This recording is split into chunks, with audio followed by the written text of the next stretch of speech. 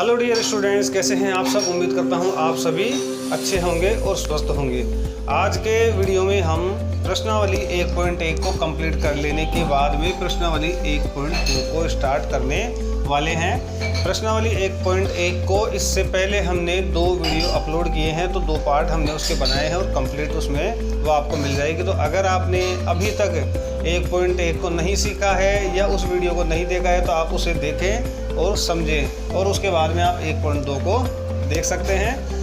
ऐसा कोई इन दोनों में इतना कोई भारी संबंध नहीं है कि अगर आपने वो वीडियो नहीं देखा तो ये वीडियो समझ में नहीं आएगा। ये भी समझ में आने वाला है क्योंकि यहाँ पर आप एक दूसरी विधि सीखेंगे। उसमें आपने सीखा था यूक्लिडी विभाजन विधि से में से कैसे ज्ञात किया जाता है, जबकि 1.2 में हम क्या सीखेंगे, हम सीखेंगे अभाज्य गुणनखंड करना संख्याओं का, और अभाज्य गुणनखंड विधि से HCF और LCM किस प्रकार ज्ञात किया जाता है ये सीखेंगे हम। और HCF, LCM और संख्याओं के मध्य क्या संबंध होता है तो इसको हम प्रश्नावली 1.2 में सीखेंगे। इसे हम 2 पार्ट में कवर करेंगे। एक पार्ट इस बार आपको मिल जाएगा जस्ट जो वीडियो चल रहा है, और एक पार्ट अगली बार शूट किया जाएगा। तो इन सबको सीखने के लिए वीडियो को आप एंड तक ज़रूर देखें। तो चलिए शुरू करते हैं हम आज की क्लास को।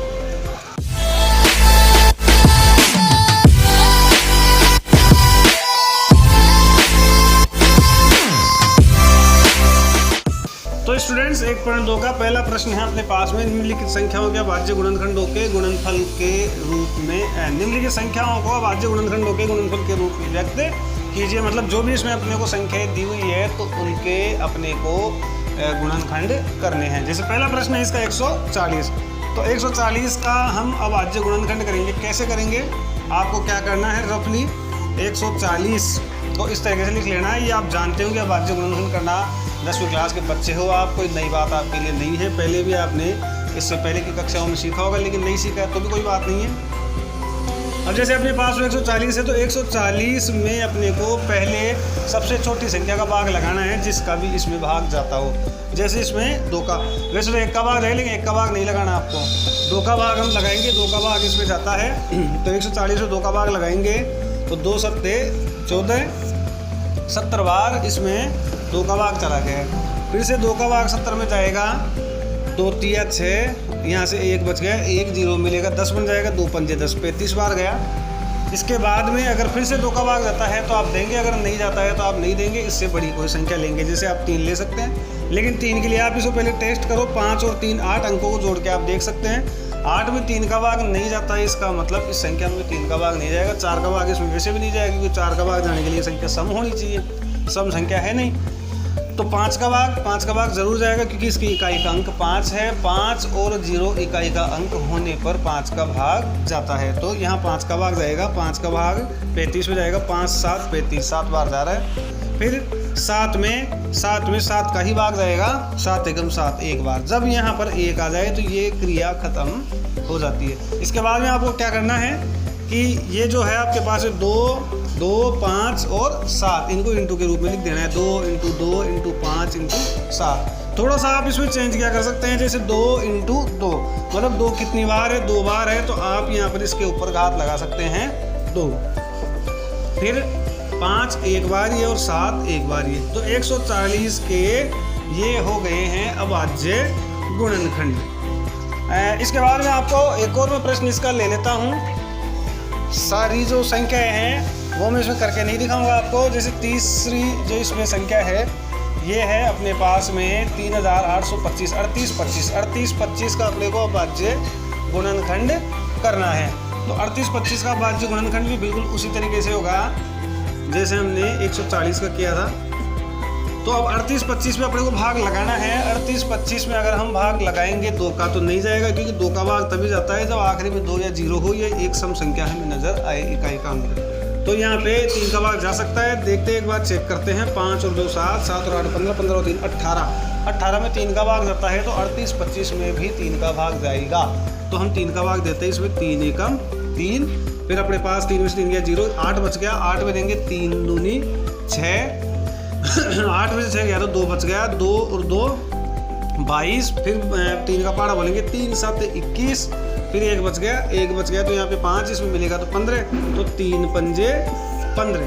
तो 1275 आया 3 का भाग लगाने पर। इसके बाद फिर से हम देखेंगे 3 का भाग जाता है कि नहीं जाता है। 7 और 5 12, 12 और 2 14, 14 1 15, अभी भी 3 का भाग जाएगा। तो 3 चौक 12, 7 को देकर 3 दूनी 6, 1 बच गया, यहाँ से 15 बन गया, 3 पंजे 15। फिर से हम देखेंगे 5 और 2 7, 7 और 4 11, 11 में 3 का भाग नहीं जाता है तो इसमें 3 का भाग नहीं जाएगा। तो 4 का भी नहीं जाएगा क्योंकि इसकी इकाई का अंक सम संख्या नहीं है। तो 5 का जरूर जाएगा। 5 अंटे 40, यहाँ से 2 बच गया, 2 5 मिलेगा 25, तो 55 25। फिर अपने पास आ गया 85, 85 में भी 5 का भाग जाएगा।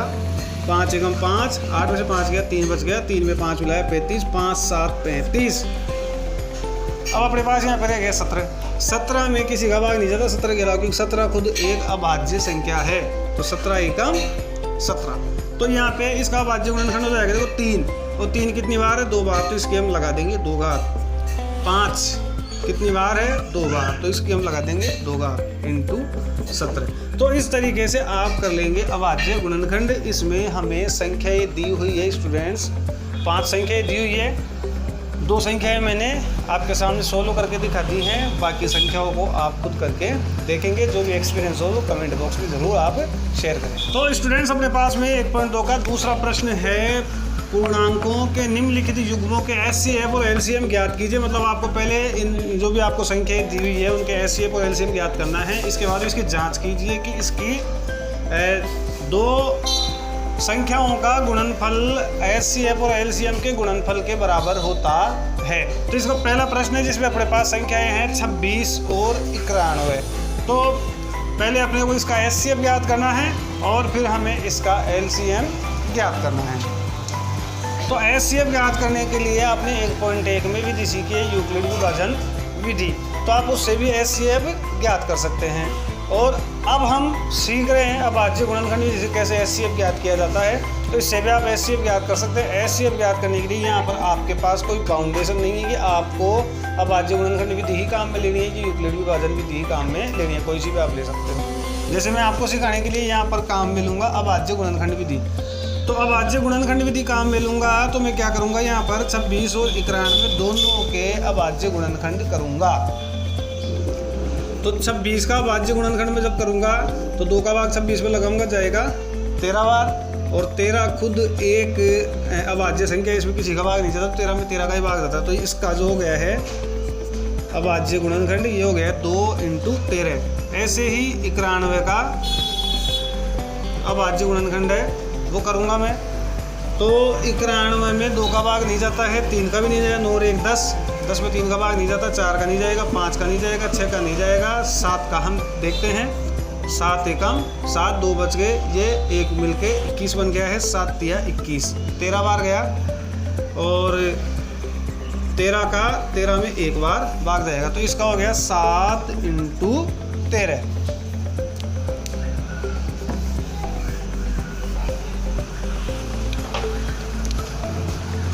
तो हम पहले निकाल रहे हैं HCF या में से। तो HCF निकालने के लिए अपने को क्या करना है, इनके जो अभाज्य गुणनखंड होते हैं ये और भी ज़्यादा अच्छी तरीके से आपको जब मैं तीसरा प्रश्न समझाऊंगा तो और ज़्यादा बढ़िया तरीके से समझ में आएगा। 26 और 91 का जो हमने अभाज्य गुणनखंड किया है उसमें अपन देखेंगे कॉमन गुणनखंड कौन सा है जो कि दोनों में शामिल है। जैसे 2 इसमें है लेकिन इसमें नहीं है, 7 इसमें है लेकिन इसमें नहीं है, लेकिन 13 इन दोनों में शामिल है। तो इस 13 को हम ले लेंगे। यहाँ पे और भी कोई गुणनखंड होता तो हम ले लेते, और इसकी हमें लेनी है सबसे छोटी घात। जैसे यहाँ पर इन दोनों की घात सेम है अभी, तो अभी तो 13 ही लेंगे हम, और कोई इसमें इसके अलावा और कोई जो गुणनखंड है वो उभयनिष्ठ नहीं है या कॉमन नहीं है। तो इसका HCF होगा 13। अब LCM ज्ञात करने के लिए हम क्या करेंगे, LCM। तो LCM ज्ञात करने के लिए जो कॉमन है वो तो उसकी सबसे बड़ी घात आएगी। तो यहाँ पर 13 की जो सबसे बड़ी घात 13 ही है, लेकिन इससे पहले जैसे 2 मतलब कि सारे अभाज्य गुणनखंड इसमें आएंगे, कॉमन में से तो आएगा सबसे बड़ी घात, और कोई कॉमन नहीं है तो वो भी इसमें शामिल होगा। जैसे 2 इसमें है, इसमें नहीं है तो भी ये आएगा, और 7 इसमें नहीं है तो 7 भी आएगा, और 13 है। अब इसको जैसे मान लो आपको ये यहाँ से समझ में नहीं आया हो तो आप इसको ऐसे कर सकते हैं, 26 और 91 को आप एक साथ लो और इन दोनों का भाज्य गुणनखंड करो यहाँ पे मिलके। तो जैसे 2 का भाग 26 में जाता है 13 बार, लेकिन 91 में नहीं जाता है तो हम नहीं देंगे। इसके बाद में 7 का भाग 13 में नहीं जाता लेकिन 91 में जाता है 7 एकम 7 और 1 बच गया यहाँ पे, और 2 और 1 मिलकर 21 हो गया। तो 7 तिया 21, तो 13 बार गया। अब 13 में 13 का भाग जाएगा एक बार, इसमें भी और इसमें भी एक बार। जब यहाँ पर एक एक कंप्लीट है तो खत्म हो जाता है। अब ये जो बच गया अपने पास 2 × 7 × 13, इसको आप यहाँ पे लिख सकते हैं। अगर आपको पहले वाली बात समझ में नहीं आई है तो इससे आप कर सकते हैं, हमेशा ही ये सही होता है। तो अब हम इनको गुणा कर लेंगे। 2 को 7 से गुणा करेंगे, 7 दूनी 14, और 14 को अपन 13 से गुणा कर लेंगे। तो 13 चौको 52 की 2 हासिल की 5, 13 कम 13, 13 और 5 18, तो 182 इसका हो गया है लेस। ये हो गया मैसेज यानी SCF, और ये हो गया है LCM। अब इसमें एक चीज़ और समझते हैं अपन स्टूडेंट्स, जैसे SCF है तो कल मैंने बताया था ऐसी बड़ी से बड़ी संख्या है जिसका दी हुई संख्याओं में पूरा भाग जाता हो। तो जैसे अपने पास 26 और 91 है, तो 26 और 91 में 13 एक ऐसी संख्या है या इन दोनों का एक ऐसा गुणनखंड है कि इसका भाग इन दोनों में जाएगा। 13 दूना 26 और 13 7 91, और ये अपने आप में सबसे बड़ी संख्या है। इससे बड़ी कोई संख्या ऐसी नहीं है जिसका इन दोनों में भाग जाता हो। तो ये तो है SCF को समझना। LCM को समझना ये है कि ये अपने आप में सबसे छोटी संख्या है ऐसी जिसमें कि इन दोनों का भाग जाता है। मतलब 26 का भाग भी इसमें जाएगा और 91 का भाग भी इसमें जाएगा, जरूर जाएगा। और इससे छोटी ऐसी कोई संख्या नहीं है कि जिसमें इन दोनों का भाग जाता हो। तो LCM और SCF ये होते हैं, इनकी डेफिनेशन नहीं। अब अपने को चेक करना है, इनको जांच करनी है अपने को। जांच अपने को क्या दी हुई है कि दोनों संख्याओं का गुणनफल, दोनों संख्याओं का गुणनफल बराबर होना चाहिए SCF और LCM। तो हम टेस्ट करते हैं। तो दोनों संख्याएं अपने पास में 26 और 91, और SCF और LCM अपने पास में 13, तो SCF है और LCM है 182। तो इनको आप 26 और 91 को आप गुणा कर ले। जैसे एक को आपने 26 से गुणा किया तो 26, 9 का पाड़ा बोल ले, 9 पंजे 45, 9 छक्के 54 की 4 और हासिल की 5, और 9 दूनी 18, 18 और 5 हो गया 23, तो 6 4 और 2 6 3 और 2, तो ये हो गया है 2366 या 2366। अब 13 को अपन 182 से गुणा करेंगे तो 13 दूना 26 की 6 हासिल की 2, 13 7 91, 13 × 104, 104 और 2 106, 106 का 6 हासिल की 10, 13 एकम 13, 13 और 10 हो गया है 23, तो 2366। तो 2366 ये है, तो ये दोनों बराबर है। मतलब कि हमने जो SCF और LCM ज्ञात किया है वो बिल्कुल सही है। दूसरा प्रश्न है स्टूडेंट्स अपने पास है 510 और 92। इसके अपने को SCF और LCM ज्ञात करने हैं और जांच भी हमें करनी है कि इन दोनों के गुणनफल के बराबर SCF और LCM का गुणनफल होगा कि नहीं होगा। तो सबसे पहले हम क्या करेंगे, 510 और 92 दोनों का हम अभाज्य गुणनखंड कर लेते हैं। तो 510 2 का भाग इसमें जा रहा है, देखो 2 दूनी 4, यहाँ से 1 बच गया, 1 और 1 11, 2 पंजे 10 और 1 बच गया, फिर से 2 पंजे 10। अब इसमें अपने पास 2 का भाग तो जाने वाला है नहीं क्योंकि ये लास्ट में 5 आ गया, विषम संख्या 1 हो गई ये। तो 3 का 5 और 5 10, 10 और 2 12। एक बार फिर से चेक कर ले आप, 2 दूनी 4, यहाँ से 1 बच गया, 1 और 1 11, 11 में 2 का भाग लगा, 2 पंजे 10, 5 बार गया, और फिर इसके बाद 1 और बच गया, 1 में 0 लगाया तो 2 पंजे 10, 255 अपने पास आ गया है। 5 और 5 10, 10 और 2 12, इसमें 3 का भाग जा रहा है तो 3 का भाग इस पूरी संख्या में जाएगा। तो 3 × 24, 25 को देखते हुए 1 बच गया, तो 1 में 5 मिलाएंगे, 3 पंजे 15। अब 8 और 5 13, 13 में 3 का भाग नहीं जाता, तो इसका मतलब इसमें 3 का भाग नहीं जाएगा, 4 का भी 5 का जाएगा, 5 एकम 5, 3 बच गया है, और 3 और 5 35, तो 5 5 7 35, 17 बार गया, और 17 एकम 17। तो इसका अभाज्य गुणनखंड हो गया है 2 × 3 × 5 × 17, 510 का। अब हम करते हैं 92 का। तो 92 में 2 का भाग जा रहा है, 2 चौक के 8 और 2 छक्के 12। फिर से 2 का भाग जाएगा, 2 दूनी 4, 2 तिया 6। लेकिन 23 में किसी का भाग नहीं है, 23 में 23 का भाग जाएगा, तो 2 की घात तो 2 इंटू 23। अभी अपन ज्ञात कर लेंगे इसका HCF या में से। तो HCF ज्ञात करने के लिए अपन देखते हैं कॉमन गुणनखंड। तो कॉमन तो 2 है, 3 इसमें लेकिन इसमें नहीं है, 5 इसमें लेकिन इसमें नहीं है, 17 इसमें लेकिन इसमें नहीं है, 23 इसमें लेकिन ऊपर वाले में नहीं है। तो 2 इसका कॉमन है। और 2 में भी अपन देखेंगे सबसे छोटी घात, जैसे इसकी 2 घात है, इसकी कोई घात नहीं, मतलब एक घात है, तो यही छोटी घात है। तो इसका जो HCF है ये हो जाएगा 2। LCM या लेस है, तो LCM में अपन क्या करते हैं, जो अपने को कॉमन गुणनखंड मिलता है उसकी जो सबसे बड़ी घात लेते हैं, यानी 2 की घात 2 को अपन ले लेंगे। इसके बाद 3 इसमें लेकिन इसमें नहीं है, ले लेंगे, कोई बात नहीं। जितनी बार 3 हो उतनी बार हम ले लेंगे। यहाँ पर एक ही बार है, 5 एक ही बार है, 17 एक ही बार और 23 एक ही बार। अब इन सबको हमें गुणा करना पड़ेगा, तो हम गुणा कर लेंगे इनको। देखो 2 की घात 2 का मतलब तो हो गया 4, 2 दूनी 4, 4 ती 12, 12 पंजे 60, 12 पंजे हो गया 60। तो 17 को 60 से गुणा कर लेंगे, 17 अच्छी का 102, तो 1020 हो गया। अब 1020 को अपन 23 से गुणा कर लेंगे, तो ये 0 23 कैसे, और 23 दूना 46, 46 पूरा आ जाएगा इस 0 की वजह से, और 23 एकम 23, तो ये आ गया है 23,460। तो ये हो गया इसका लेस है। अभी अपन चेक कर लेते हैं, दोनों संख्याओं का गुणनफल बराबर होना चाहिए HCF इंटू LCM। तो दोनों संख्या अपने पास में, एक तो 510 है और एक 92 है, और HCF अपने पास में है 2 और LCM है 23,460।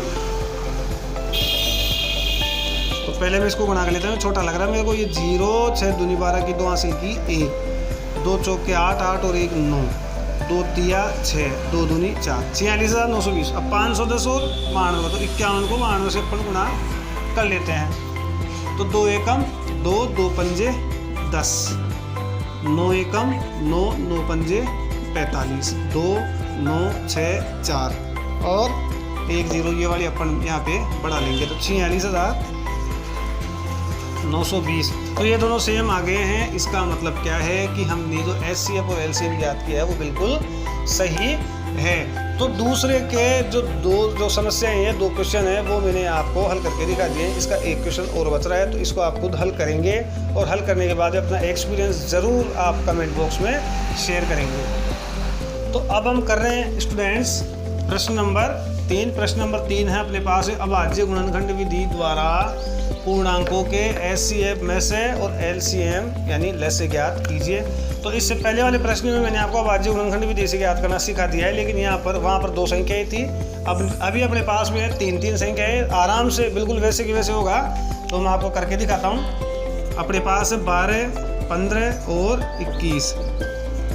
तो हम पहले 12 के अभाज्य गुणनखंड कर लेंगे। 2 छक्के 12, 2 तिया 6 और 3 एकम 3। तो 2 की घात 2 लिख सकते हैं आप, और 3 की घात 1। 15 का अपन कर लेंगे, तो सबसे पहले 3 का आगे जाएगा, तो 3 पंजे 15 और 5 एकम 5। तो 3 को आप 3 के नीचे लिखो और 5 को आगे लिख दो। कोई घात नहीं है इनकी, एक एक बार है दोनों। 21 में 3 का भाग जाएगा, 3 7 21 और 7 एकम 7 पर 3 को हम 3 के नीचे ले आते हैं, और 7 है अपने पास में।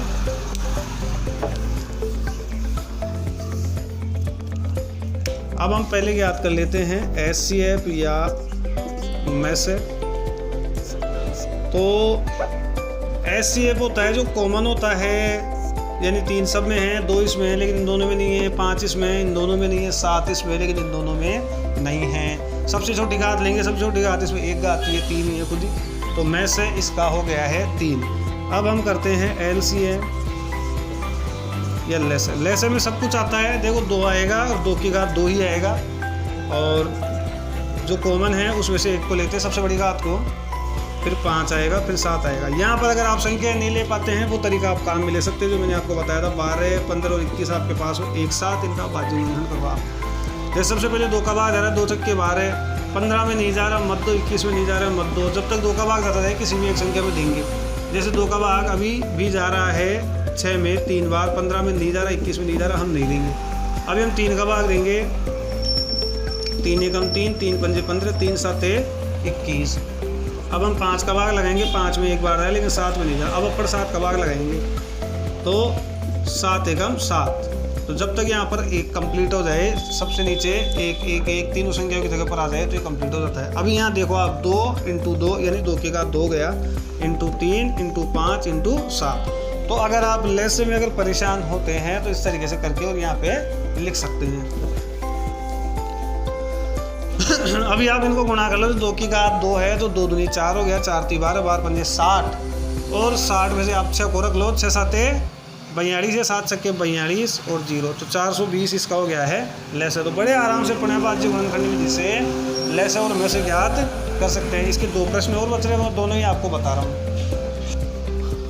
अगली अपने पास संख्याएं हैं, तीसरे का दूसरा प्रश्न 17, 23 और 29। तो 17, 23 और 29 इनके अपन करेंगे अभाज्य गुणनखंड। तो स्टूडेंट्स इनके जो अभाज्य गुणनखंड हम करेंगे तो 17 में किसी संख्या का भाग नहीं जाता, 23 में किसी संख्या का भाग नहीं जाता, 29 में किसी भी संख्या का भाग नहीं जाता। जिस संख्या में किसी भी संख्या का भाग नहीं जाता है खुद के और एक के अलावा वो अभाज्य संख्या होती है। तो ये तीनों ही अभाज्य संख्याएं हैं। तो यहाँ पर आप इसको ऐसे लिख सकते हैं 1 × 17, 1 × 23 या 1 × 29। तो इसमें जो कॉमन मिल रहा है आपको वो 1 मिल रहा है। तो जिसमें ऐसी संख्या है जिनके कोई अभाज्य गुणनखंड नहीं होते तो वहाँ पर हमेशा में से आपको 1 मिलेगा। और LCM या जो लेस है उसमें क्या करना पड़ेगा आपको, उन संख्याओं का गुणा करना पड़ेगा।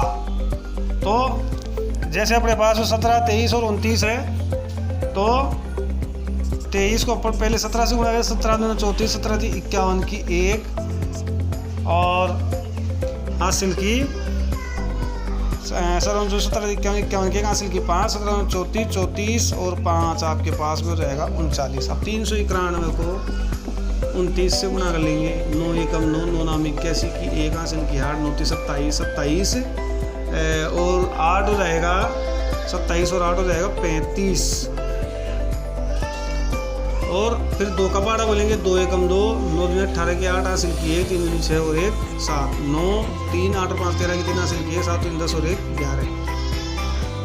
तो इसका जो LCM है या इनका जो गुणनफल है ये हो जाएगा 11,339। तो ऐसी संख्या है जिनके अभाज्य गुणनखंड नहीं होते तो उनका HCF हमेशा 1 मिलता है और LCM उन सबको हमें गुणा करना पड़ता है।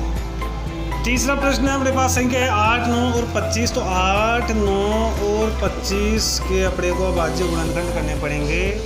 तो 8 का तो होता है 2 दूनी 4, 4 दूनी 2 × 2 × 2 यानी 2 की घात 3 और 9 का होता है 3 3 9 यानी 3 की घात 2 और 5 का होता है 5 स्क्वायर यानी 5 5 25। तो इसका जो HCF है HCF या में से तो आप देखो कोई आपको कॉमन गुणनखंड नहीं मिल रहा है। इसका 2 है, इसका 3 है, इसका 5 है। तो इट मीन्स इसका जो HCF है वो भी 1 होगा पिछले प्रश्न की जैसे ही। और LCM होगा इन तीनों का गुणनफल यानी 8 × 9 × 25, 25 नाम 225 और इसको 8 से और गुणा कर लेंगे तो 8 पंजे 40 की 0 हासिल की 4, 8 दूनी 16, 16 और 4 20 की 0 हासिल की 2, 8 दूनी 16, 16 और 2 18, 1800 इसका LCM हो जाएगा। और इसके साथ ही स्टूडेंट्स मैं आपको कहना चाहता हूँ 7वां प्रश्न आपके पास में, 7वां प्रश्न पढ़ के बताता हूँ मैं आपको। किसी खेल के मैदान के चारों ओर एक वृत्ताकार पथ है। इस मैदान का एक चक्कर लगाने में सोनिया को 18 मिनट लगते हैं, जबकि इसी मैदान का एक चक्कर लगाने में रवि को 12 मिनट लगते हैं। मान लीजिए वे दोनों एक ही स्थान और एक ही समय पर चलना प्रारंभ करके एक ही दिशा में चलते हैं। कितने समय बाद वे पुनः प्रारंभिक स्थान पर मिलेंगे? तो ऐसा प्रश्न आने पर अपने को लेस या LCM ज्ञात करना पड़ता है। तो यहाँ पर आपको LCM निकालना है 12 और 18 का। अब बाकी इसमें जो बच गया अपने पास 4 5 6, तो ये जो 3 क्वेश्चन बच रहे हैं ये अपन इनको अगले पार्ट में सोल्व करेंगे। तो आज के लिए इतना ही स्टूडेंट्स। कैसा लगा आपको, जैसा भी आपको एक्सपीरियंस हुआ वो आप कमेंट बॉक्स में ज़रूर लिखें। वीडियो पसंद आने पर ज़रूर से लाइक करें और अच्छी कमेंटें भी आप करें। अगर आपकी तरफ से कोई सुझाव है तो सुझाव भी आप दे सकते हैं। कोई कमी लगती हो उसके लिए भी आप नीचे कमेंट बॉक्स में लिख सकते हैं। अगर आप चैनल पर नए हैं, आज ही आपने मेरा वीडियो देखा है, तो प्लीज़ सब्सक्राइब किए बिना नहीं जाए और बेल आइकन को भी प्रेस कर ले ताकि आपको नए वीडियो की नोटिफिकेशन मिलते रहे। तो फिर मिलते हैं हम अगले वीडियो में, तब तक के लिए नमस्कार।